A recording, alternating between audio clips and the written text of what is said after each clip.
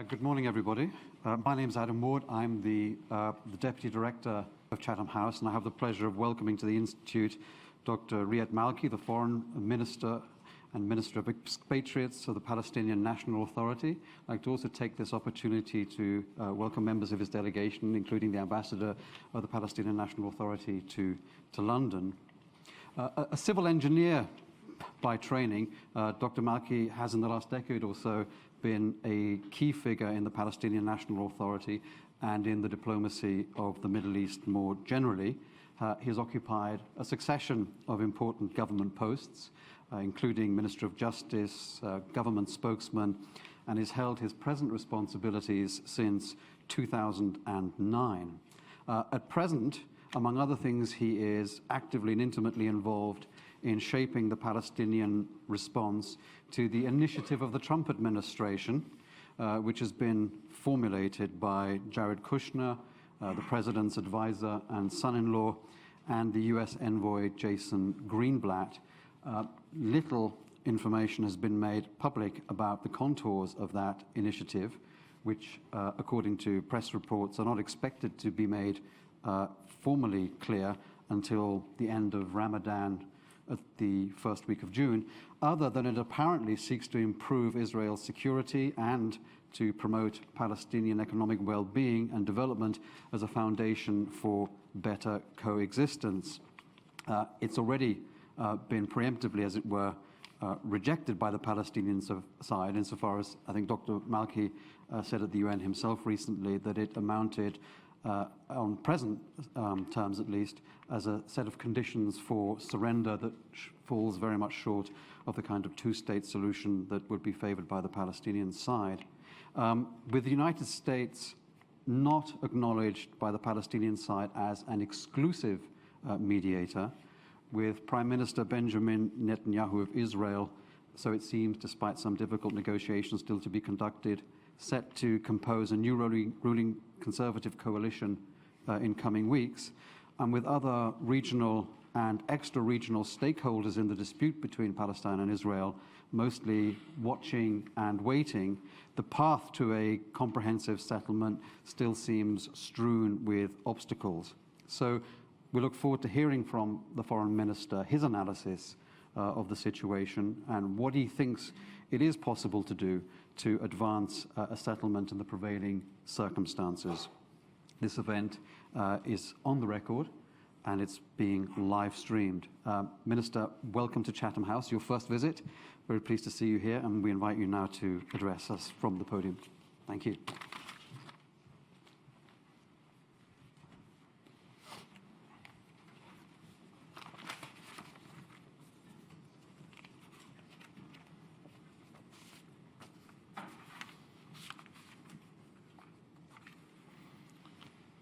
Thank you very much, and good morning to you all. Allow me at the outset to thank the Chatham House for the invitation and for the selection of an unusual and compelling title for this conversation, The Future of Palestine. 2 days ago, the Palestinian people commemorated the 71st anniversary of the Nakba, the catastrophe, and while their disposition continues, one cannot but reflect on this long journey of a nation that refused to die or disappear and continues to strive for its rightful place in history and geography among all the nations of the world. Throughout those decades, Israeli policies aimed to displace and replace the Palestinian people and ensured confinement of the Palestinians and expansion of Israeli settlers, with as objective the acquisition of maximum land with minimum Palestinians. We are in the final phases of this master plan that Israel is no longer even trying to hide, and which can only be qualified as colonialism under the disguise of occupation. Over the years, a dual system of discrimination, domination, and segregation was also put in place and found its ultimate expression in the Jewish nation-state law. Such a system is reminiscent of apartheid. I know that some may be uncomfortable to hear the words colonialism and apartheid associated with Israel. But they are what we experience on a daily basis and what is visible to the naked eye.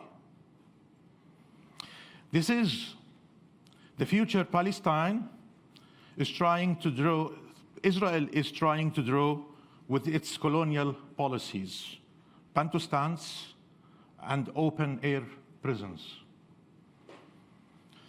What future does the US plan offer to the Palestinian people?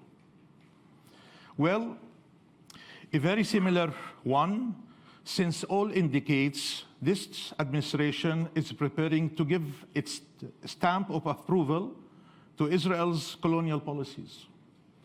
The US administration has shown nothing but disregard for Palestinian rights and for Palestinian lives, for international law and the internationally recognized terms of reference, and for common sense and decency. The op-ed published by Pompeo and Friedman in the Wall Street Journal just 2 days ago to explain that international law backs their illegal recognition of Golan Heights as an Israeli territory shows to what extent they have espoused the narrative of the Israeli extreme right wing. They are trying to bend the law to accommodate violations instead of ending violations to uphold the law. We are grateful to the international community for having stood up against the Jerusalem move by the US administration and in defense of UNRWA. But when it comes to taking the lead on peace efforts, the world left the steering wheel in the hands of a reckless driver. We disregard with the view that we should wait till he goes, the reckless driver, till he goes over a cliff or runs over the Palestinian people to do something about it. The US deal of the century is, in fact, the consecration of our century-old ordeal. No independence, no sovereignty, no freedom, and no justice. And if they do not think that this situation will have an impact on the future of Israel and the region, one way or another, they are the ones that are delusional and not us. This cannot be the future of Palestine. Our people have not struggled for so long and endured so much to simply change the size of their chains. They want freedom, not conditional liberty. They want sovereignty and not limited autonomy. They want peace and coexistence, not domination and subjugation. There are two ways to end a conflict: a peace accord or capitulation, meaning a surrender act. We continue to stand ready to negotiate a peace accord based on the internationally recognized terms of reference and the pre-1967 borders under international monitoring holding accountable the parties and within a determined and binding time frame. Of course, with East Jerusalem as the capital of the State of Palestine. We will never be ready to sign a surrender act. If people struggling against oppression across history surrendered to the odds, they will all be in chains today. We have defied the odds many times before, and we will do it again. But defeating colonialism and apartheid cannot be our responsibility alone. Achieving peace cannot be our purpose alone. The freedom of the Palestinian people and peace for all the peoples of the region is a worthy objective that deserves much more from everyone. I'm afraid that if you believe in this objective, you can no longer delay decisive action. Regardless of your circumstances, regardless of the international context, this is a defining moment. If you think action is too costly, just think of the alternative and of the path it would set us on for decades to come. We need, more than ever, a coalition of the willing. Champions of the internationally recognized terms of reference and the two-state solution. Ready to examine and adopt concrete action to salvage Palestine and to salvage peace. Such action should include linking the level of their relations with the parties to the level of their commitment to international law and peace, as well as making sure that the cost of having ties with the settlements and their associated regime far outweighs the benefits for both officials and other individuals, and for entities, for companies, and of course, for governments. We need to ensure that what prevails are UN Security Council resolutions, not illegal settlements. The International Court of Justice and not the illegal wall. The Geneva Conventions, not targeting of civilians and collective punishments. Human rights, not discrimination and oppression. The Rome Statute, not war crimes. This is decisive for the Palestinian people, but also for the peoples of the world. If you are searching for the future of Palestine, look at Gaza, where young people who have virtually known nothing but blockade, military assaults, and a humanitarian disaster, they continue to demonstrate their resilience, their creativity, and their ability. Look at Jerusalem, where Israel has launched a war against Palestinian presence, neighborhood by neighborhood, house by house, a war that, despite the asymmetry power, the Palestinians have no intention to lose. Look at the refugee camps in Palestine and in the region, where kids strive for excellence.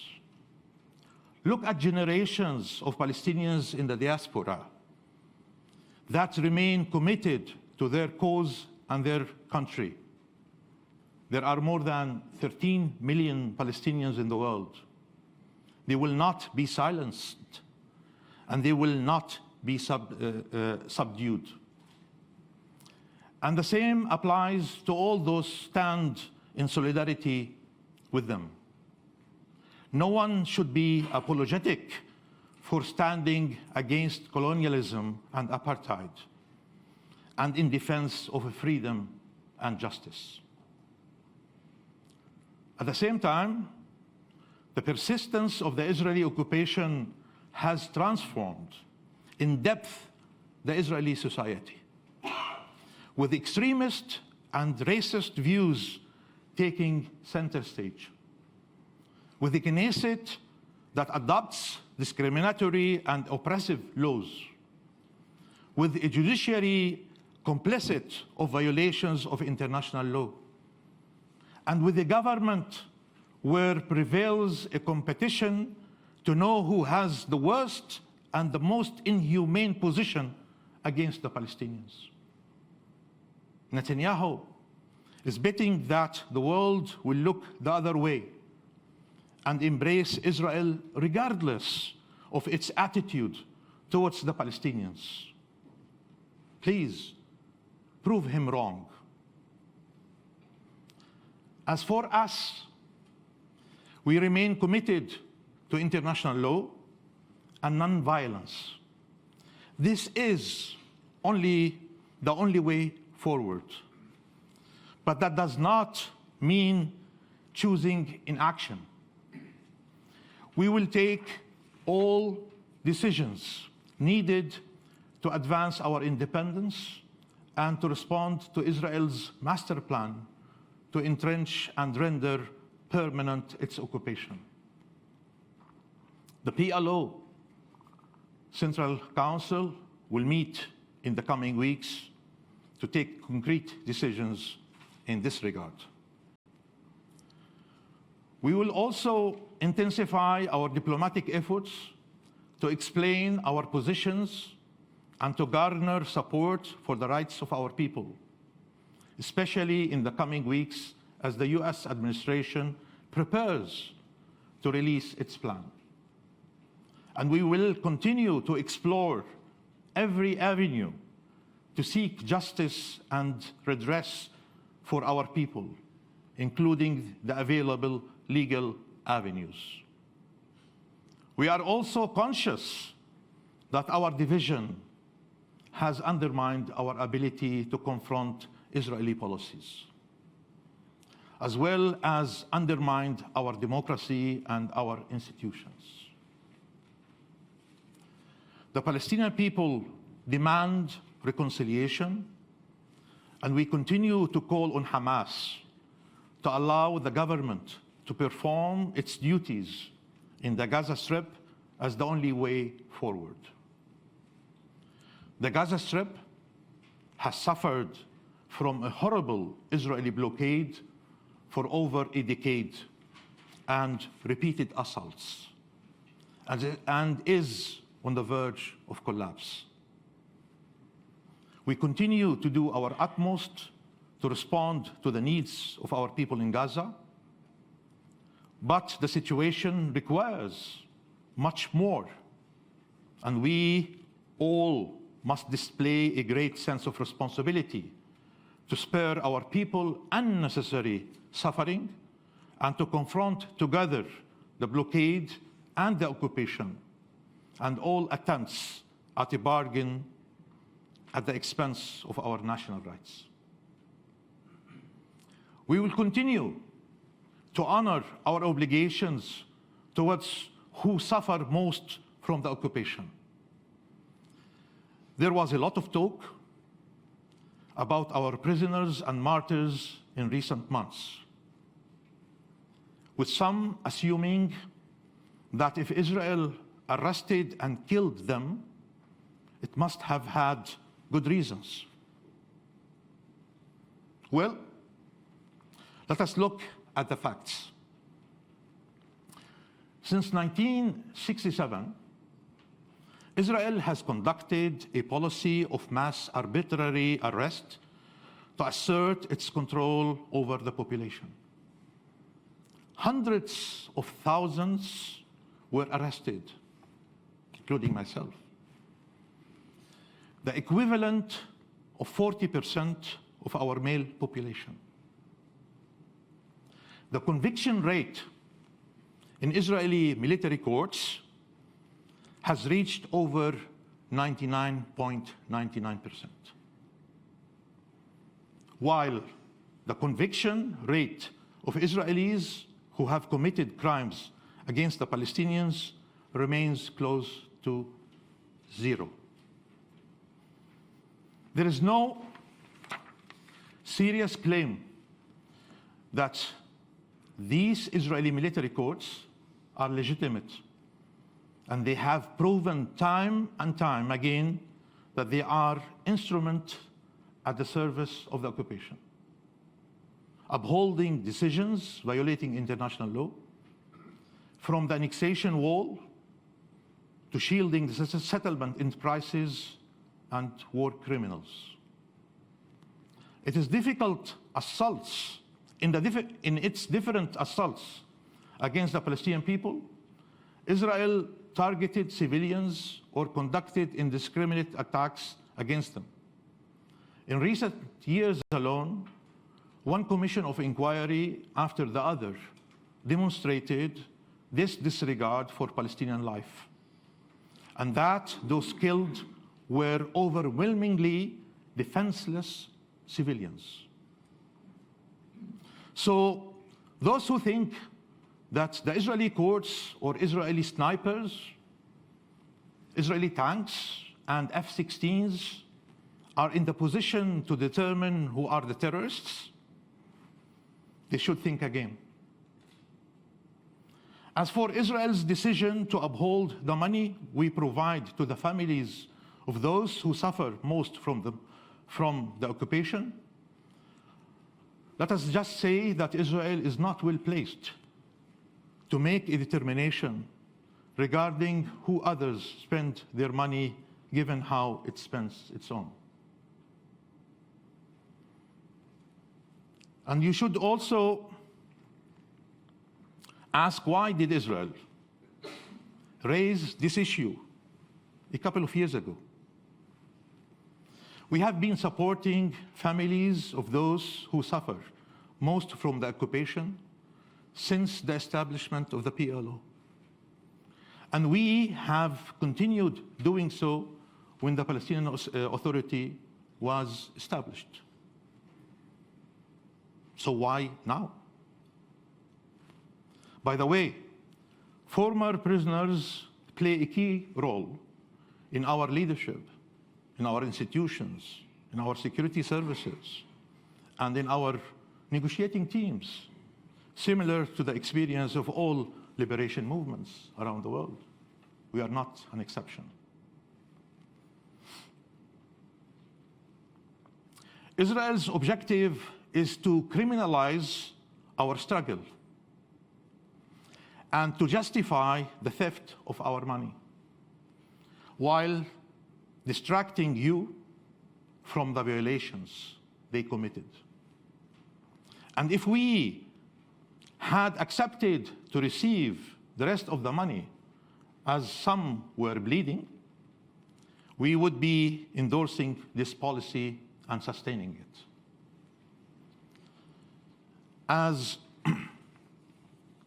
a former Palestinian ambassador to the United Kingdom once said, we are unreasonably reasonable.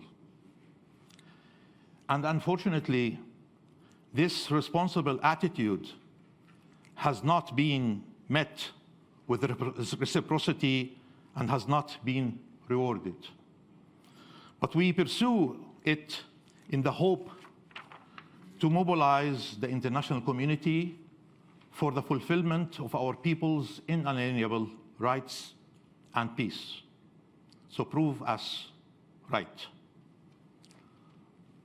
Multilateralism to overcome unilateralism, accountability to end violations, freedom to allow for coexistence.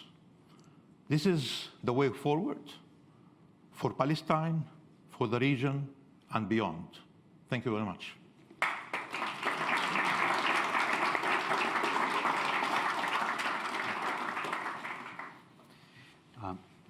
Thank you very much. I'd like to begin the round of questions, if I may, by turning to the issue of the United States. You made pretty clear that you don't accept the plan, at least what we know of it to date. The formal position of the government that you represent is that it doesn't recognize the United States as an exclusive intermediary between you and Israel. At the same time, it's hard to see how any comprehensive settlement can be achieved without American involvement. It's difficult perhaps for you to convert them entirely to your perspective, but it's also very difficult to circumvent the United States. I think, as you indicated in your closing remarks, you're trying to mobilize the international community to come up with some perhaps countervailing initiatives, including the Europeans. And I think your government has also been urging the UN Secretary General to convene a meeting of the Quartet. What has your response been in other sort of European capitals or among the members of the Quartet to that appeal? And what specific counteractions, if I can put it that way, would you want them to undertake? Well, first of all, you know for sure that we have been working very closely with the American administrations, believing that they were very serious, committed to pursue peace between us and the Israelis. And we have worked very closely with previous administrations, including the current one. In 2017 alone, my president has met with President Trump 4 times with the intention to pursue peace and to collaborate with the US administration for that purpose. Our negotiating team has met with Kushner and his team more than 34 or 36 times, only in 2017, which tells you that we were totally committed, involved, collaborative, and cooperating with the Americans with the intention that they were serious enough, committed to, as a broker, to achieve peace between us and between the Israelis. Until suddenly, when the Americans have decided to close our office, representative office in Washington, to cut all contacts, links with us, official links with us, through closing the office, decided to recognize Jerusalem as capital of Israel, moving their embassy from Tel Aviv to Jerusalem, taking off the issue of Jerusalem out of the table of the final status issues, and then they continued in the same direction in terms of, attacking UNRWA, trying to cut their contribution to UNRWA's funding, then, of course, cutting all their financial contribution to the Palestinian Authority, affecting, their projects of infrastructure in Palestine, cutting their funds to the Palestinian hospitals in Jerusalem, et cetera, et cetera. Even, when they decided to connect the U.S. Consulate General in Jerusalem that was opened in 1844, before even the establishment of the State of Israel, 1844, to establish the contacts between the U.S. government and the Palestinian people. They have decided to end that existence and to link it to the American embassy that recently has been moved from Tel Aviv to Jerusalem. So if this is not a declaration of war, then what? If this is not a cut to all direct contacts with the Palestinian Authority, to Palestinian people, then what? So the Americans have asked for it. The Americans have started it, not us. And we are on the receptive side, trying really to see what we should really do. Now, when it comes to this deal of the century, as it's being really called, it has shown with all these steps a total disregard to the Palestinian lives, total disregard to the Palestinian rights. So how we should really react? It showed total disregard to the international, international law. Especially, there is a Security Council resolution number 478 that was passed in 1980 that really prohibits recognizing Jerusalem as capital of Israel or moving any embassy from Tel Aviv to Jerusalem. The Americans have really violated the same Security Council resolution that they have really voted for, and many other, resolutions, but also international law. So how we should really react? Obviously, yes, we have been moving around, speaking to many governments around the world, but in particular, we start always where we belong, the Arab home. And that's why, our contacts with our Arab brothers is very, very important. Their support, shielding the Palestinian position, providing the type of protection and support is important. And we start, in the Arab League, where we always get the support. Then we move to the OIC, Organization of Islamic Cooperation, to get the support of the Muslim countries. Then we move a little bit wider to of course, the European Union, where we have been in contact with many countries. And recently we had a special retreat, in Dublin, with the participation of a number of European countries and a number of Arab countries at the level of foreign ministers, where we discussed this deal of the century and how to respond to it collectively, Europeans and Arabs. And we have asked the Irish foreign minister to write a letter to Pompeo and to Kushner, trying to advise them that, if they want to have a plan that will work out, a plan that will fly, then they have to make sure that this plan has to include all the ingredients necessary for the plan to be workable, acceptable, implementable by the international community. And the letter was sent. Now, we hope that with this letter, there is a certain revision of the plan in order for them not to face a total disaster, not to face a total rejection by everybody else's. Because, even here in the UK, if the plan does not respect international law, does not respect the basic fundamental position of the UK, then we expect the UK to have a position, regarding this plan. And so we have been now in contact with so many countries in order really to coordinate collective positions.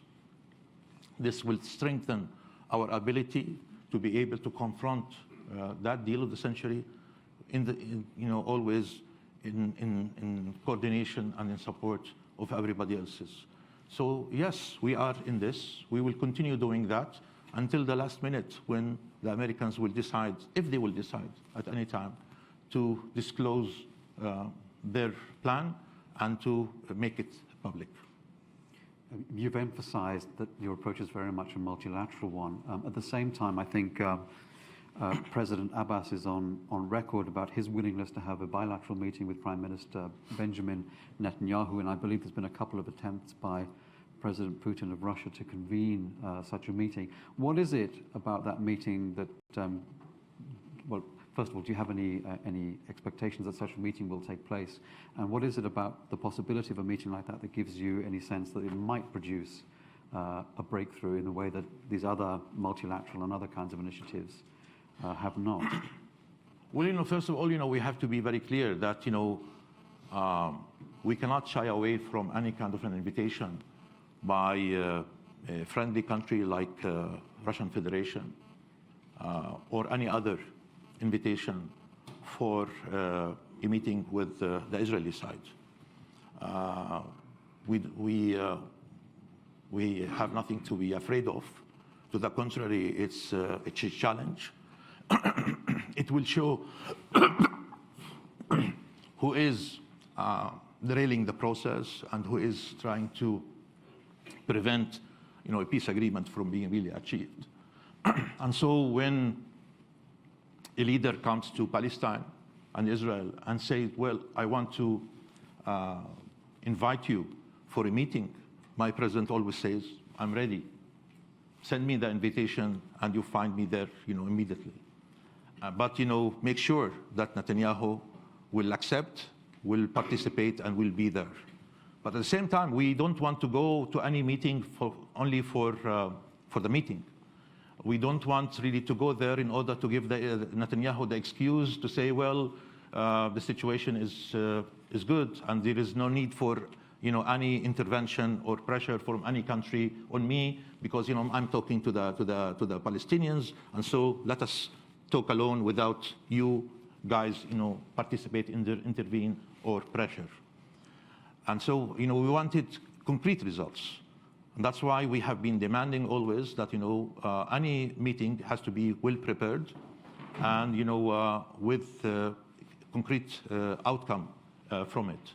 When President Putin called my president and said, look, I was speaking to Netanyahu. Netanyahu said that he is willing to hold a meeting and to have a meeting in Moscow, the three of us. So what do you think?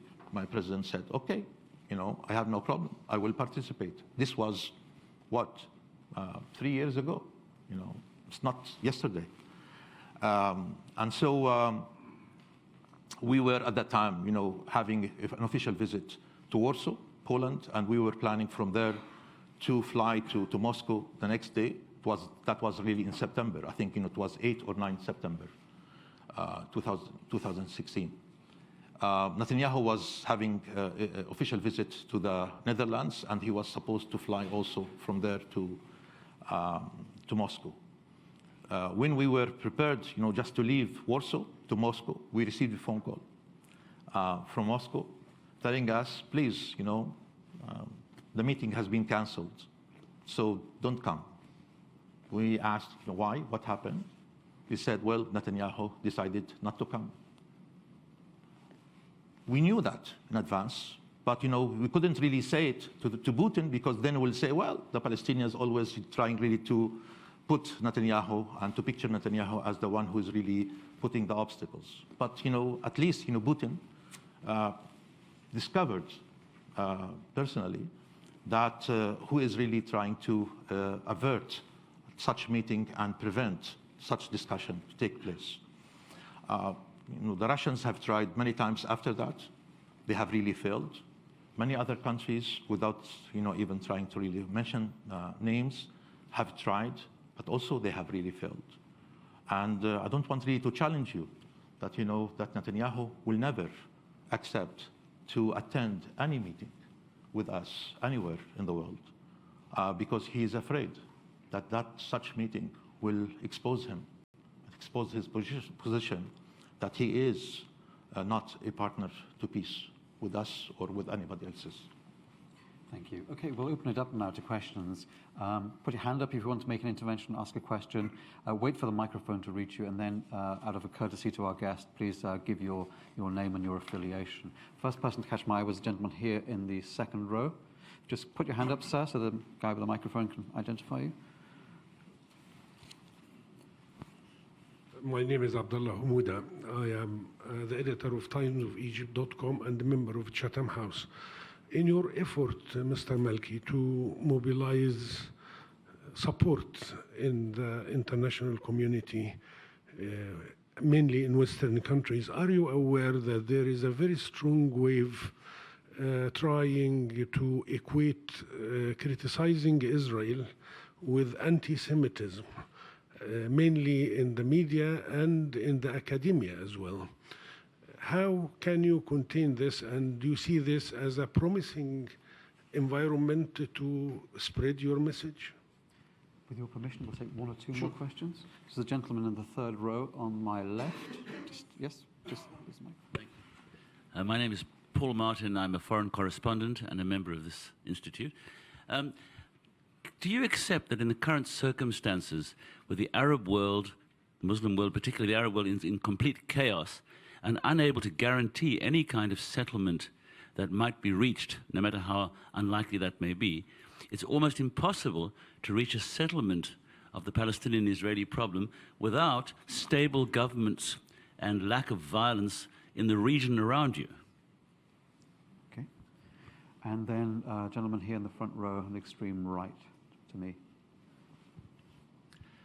Hello there. My name is Michael Daventry. I'm a journalist. I work for the Jewish Chronicle newspaper. Minister, thank you very much for your remarks. You mentioned Gaza. You didn't mention Hamas.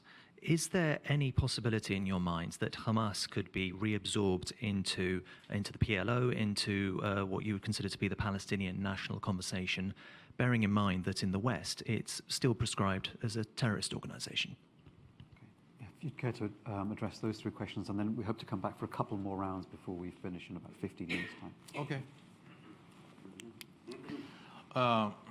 Yes, we are aware that Israel is trying its best, through some of their allies, to shield itself from any kind of criticism by putting certain laws that equates, criticizing Israel as an anti-Semitism. This is really absolutely unacceptable. We cannot accept that, as Palestinians, and it should be challenged by the international community. Israel is a country like all of us, could commit crimes, war crimes, and if that's the case, then Israel has to be punished. The fact that you put Israel on a different level than the rest of all countries, then this should not be acceptable by any country at all, because what Israel has, in order really just to be treated with this kind of protection. Always the principles of accountability has to be applicable to everybody and to all countries, including Israel. And Israel cannot be the exception to this principle. Israel is an occupying power. And as such, Israel is committing crimes against the Palestinians. Today, the ICC, the International Criminal Court, is having its preliminary examination to see, and this has been the case for the last 4.5 years, to see if they have enough evidence to prove that Israel has and continues committing crimes, war crimes, and crimes against humanity. I have been, just in The Hague, in the ICC, just 2 days ago, just to see where this preliminary examination is, and at one point, if that they will open an official investigation against Israel for war crimes and crimes against humanity. So it's very important, to look into that. The moment that you try to equate Israel as anti-Semitism, then you are providing them with such protection, shield, that they cannot be persecuted, taken to court, investigated at all. And this will give them, Israel, the Israeli government, the Israeli army, the settlers, everybody, enough reason to continue with their crimes committed against the Palestinians, disregard to the international law. So that's really very dangerous. It will change and alter the whole realities when it comes to the Israel-Palestinian conflict. This is really very important. Even when we talk about Israel, we talk about Israel as an occupying power. We are not really talking about Israel, that has its own institutions that do this and that. We look at Israel from that context, and we try really just, to pinpoint to that dimension of Israel. The moment that Israel ends its occupation of the Palestinian people, then we have no problem to the Israel, because at the end of the day, we say that, in peace terms, we are ready just, to coexist with the state of Israel and to have a normal relations with that. Because, the reason for looking at Israel today and pinpointing Israel, because Israel is the only occupying power in the world that decides to continue occupying another people, the Palestinian people, has been the case for the last 51 years, and in total disregard to international law and the Geneva Conventions. When it comes to the Arab world, yes, I know that the situation in the Arab world is different from previous years. The Arabs right now are very much weak. They have been affected tremendously by their own internal problems. What's called, the Arab Spring has affected tremendously, stability, democracy, progress, development within the Arab world. And right now, I know that the Arabs are very much concerned about how to overcome such difficulties, what's happening in Syria, what's happening in Iraq, what's happening in Yemen, what's happening in Libya, are tremendous worries for all the Arabs, including us, the Palestinians. So, but of course, that does not mean that the Arabs cannot really look at Palestine as the central issue for the Arabs, to support the Palestinian cause, as has been the case in the last Arab summit, in Tunisia, or in the first European Arab summit in Sharm el-Sheikh in Egypt, January this year, where all the Arabs have really stood up firmly, strongly in support of the Palestinian cause and in defense of the Palestinian rights to statehood and independence. Well, the problems that we have in the Arab world does not mean that the Arabs cannot really also respond to their responsibilities in terms of how to provide the type of support and protection to the Palestinian cause. We know that there are some countries that they look at Hamas, differently, as terrorist organization. But of course, Hamas is, is part of our, Palestinian reality. They have support among the Palestinian population. They were elected to the Palestinian Legislative Council, and such a reality has to be really acknowledged. Now, trying really to exclude Hamas completely, this really means that we are pushing them towards further extremism. And many cases in our recent history has proven that excluding groups, political parties, that does not really serve the whole policy of trying really to acquiesce everybody else and to bring them into the mainstream politics. Our policy and approach is really to maintain in national reconciliation among the Palestinians, try really to bring them to be part of the Palestinian national mainstream, and through the help of Egypt, who got the mandate from the Arab League to work towards reconciliation. We appreciate tremendously the work that Egypt has done in order really just to bring in reconciliation, to convince Hamas to adhere to the basic fundamental positions of the PLO.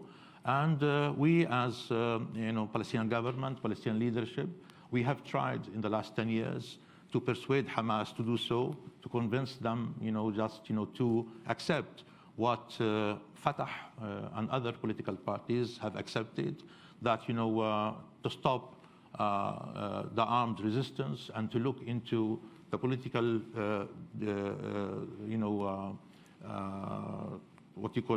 involvement as the best approach to solve the problem with Israel. So we are still working on this, hoping that we will be successful in convincing Hamas to transform itself into that way.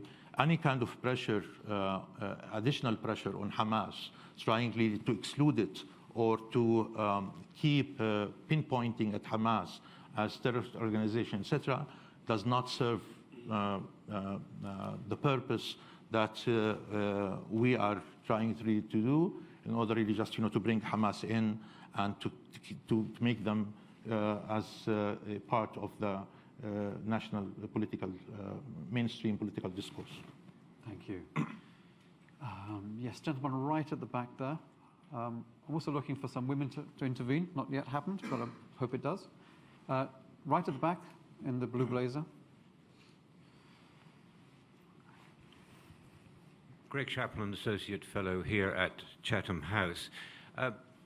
We're talking today about the future of Palestine, Dr. Malki. How can Palestine have a future when its economy is so feeble and its financial situation in such a state of crisis? And what can your government do to remedy this? Thank you. The lady here at the front.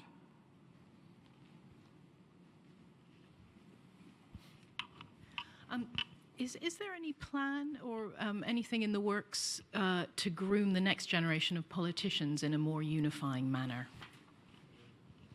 Thank you. Are you grooming the next generation of politicians in a more unifying manner? Thank you. Further questions? Gentleman here in the second row. Thank you. As Rafi Berg, BBC News website. The official PLO position is the two-state solution as the solution to the conflict. But I think if you look at the recent results of the Israeli elections, there's a reflection perhaps that Israelis consider that position of the Palestinians to be insincere. So can you make clear whether you fully accept the permanent presence of Israel as a country in the Middle East with it outside the 1967 ceasefire lines? And then finally, gentleman here in the front row in the red tie. Just wait for the microphone, please. Thank you. My name is Mehrdad Kansari, Iranian Center for Policy Studies. I just wanted to ask you, sir, how do you assess the role being played by Iran in terms of the desires that you have and the campaign that you're pursuing?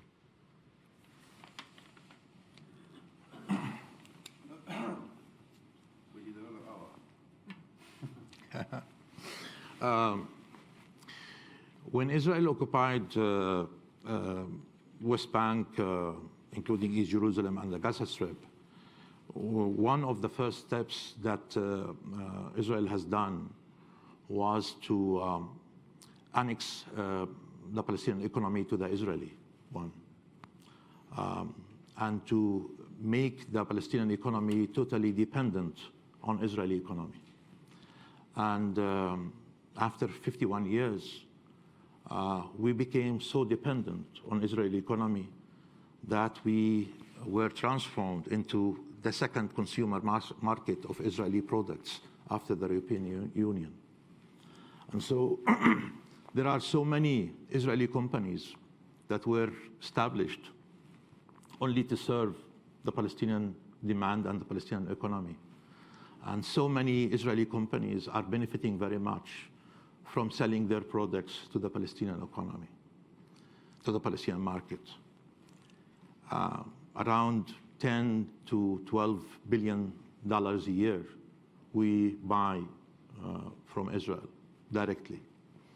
And so, yes, what we need is an independent Palestinian economy that will prosper, will develop, and will diversify, not to be dependent on Israel, but also to work closely with the Arab world, with Egypt, with Jordan in particular, but also to open up to the rest of the world. This is really very important. Our economy has shrinked tremendously because of the limitations, the constraints that Israel has imposed on us. They are putting so many restrictions in order really to prevent the Palestinian economy from developing. According to the World Bank report, only if Israel will allow us to develop, the Jordan Valley, this will add up about $5 billion a year to the Palestinian economy. If Israel will allow us to develop few kilometers of the 36 kilometers that we have,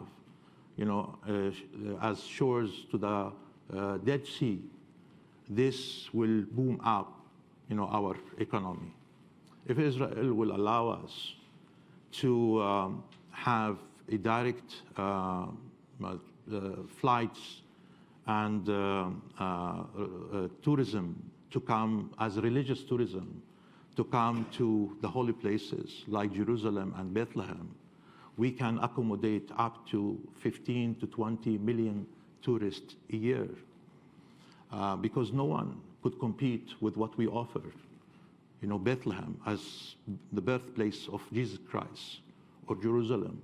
So it's very important, even for Muslims, Al-Aqsa Mosque, the first Qibla and the third holiest mosque for Islam. So we know, and Israel does know very well, that our economy could prosper if we have a free economy, that our economy could develop, and instead of being a recipient country to donor money, we will become a donor community, part of the donor community, if we are given the chance to develop our own economy. So yes, Israel is trying to prevent us from having a developed economy. So the occupation is not only militarily, the occupation is also economic. This is really very important. Now, how we could really work with our next generations? Well, that's very important. President Mahmoud Abbas, even when he campaigned for his elections, he said that, I do believe in peaceful, nonviolent resistance. And I want to introduce the culture of peace among all the Palestinians. And he said the only way to solve our problem is through direct negotiations with Israel, rather than violence. And this is really the messages that President Mahmoud Abbas has been really reflecting in his contacts with the youngsters everywhere. Yes, 60% of the Palestinian people is below the age of 30, which really means that, yes, we have to invest in the new generation, in the young generations. And we are doing our utmost to see that really happening.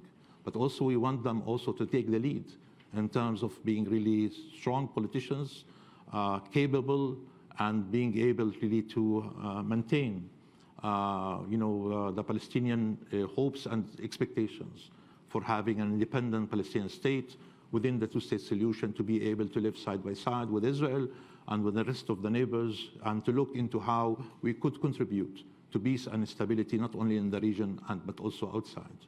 I want to remind you that, we were chosen to be the chair of the Group of 77 in China for the year 2019.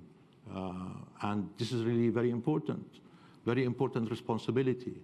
The Group of G77 in China is the largest group in the United Nations system that really groups 134 countries and really deals with sustainable development for the underdeveloped, and how we can really develop a way to deal and to negotiate with the developed countries. So yes, on behalf of the 134 countries, on behalf of China, on behalf of Brazil, Argentina, India, and many others, we are negotiating, with countries like the UK, with Europe, United States, Japan, Australia, for the benefit of, serious sustainable development for everybody. So yes, we are showing leadership, who are showing commitment, and the ones who are negotiating that are the new generations of Palestinians. If you look at them and you see them, they are in their 20s, and they are talking, you know, big things, and with big countries. So yes, we are moving into that direction. You know, we have made it very clear that we are going to accept, and we have taken the decision to accept the establishment of an independent Palestinian state on the 67 borders, to accept a historic compromise that the state of Palestine will be established on the 22% of historic Palestine. So it's not only the Palestinian position, it is, you know, the position of almost every country around the world. There is a consensus, international consensus, about the two-state solution. There is an international consensus that, you know, there should be a Palestinian state, an Israeli state live together. The Palestinian state will be established on the 67 borders. With that, you know, Jerusalem is the capital of the two states. East Jerusalem, capital of the state of Palestine, West Jerusalem, the capital of the state of Israel.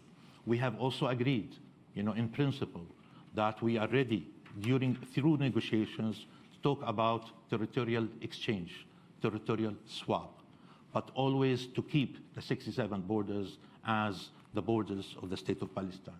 So we are not going to accept anything less than that. If anyone talks about a state of Palestine less than the 67 borders, or a state of Israel beyond that line, this is not acceptable. Because, you know, it defies not only the Palestinian position, but international law and the international consensus. Role played by Iran. Look, you know, immediately after the Iranian Revolution, we were able to open our embassy in Tehran. And the Iranian Revolution gave us exactly, you know, the Israeli embassy, you know, as a gift, you know, to establish the Palestinian embassy. Of course, you know, during the years, we found so many things inside, you know, that Israeli embassy in terms of espionage and all of that. But anyway, our relationship with Iran has reached a point where we have decided not to go beyond it. Because, you know, we do not believe in any relationship where, you know, a country just, you know, jumps over and tries really to interfere and discuss the position of other, the internal affairs of other countries. Now, the Iranian leaders have said it many times.